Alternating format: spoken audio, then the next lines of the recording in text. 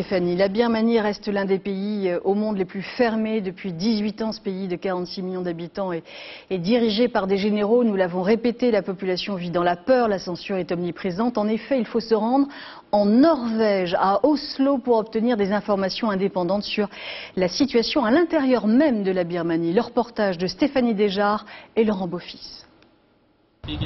Très loin de Rangoon, au pied du Parlement norvégien, leur parole est libre.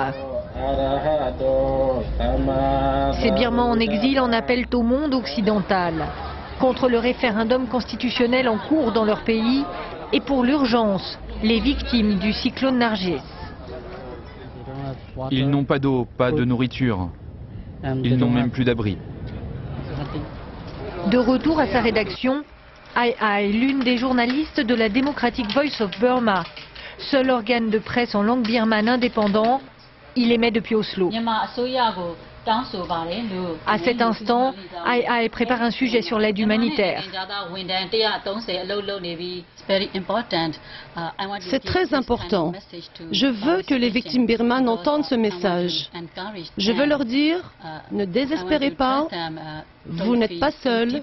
La communauté internationale essaye de vous aider.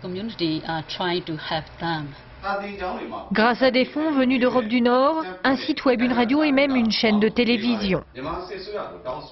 À Rangoon, Naizo est la voix de l'information non officielle, grâce aux satellites. Mais sur le sol birman, d'autres journalistes de la DVB exercent clandestinement leur travail d'information. Grâce à eux, ces images insoutenables d'une victime abandonnée à son sort sont diffusées aujourd'hui sur les chaînes du monde entier. Nous ne devons pas autoriser ce régime militaire à tuer les victimes du cyclone. Pour arrêter cela, il faut absolument que la communauté internationale intervienne. Il faut agir maintenant. Les Français, les Européens doivent envoyer des avions pour larguer des vivres maintenant. Alors que la communauté birmane en exil se mobilise pour que la junte militaire au pouvoir ouvre enfin ses portes à l'aide humanitaire, à l'intérieur du pays, la soixantaine de journalistes de la DVB prend chaque jour de nouveaux risques pour offrir à ses compatriotes une information indépendante.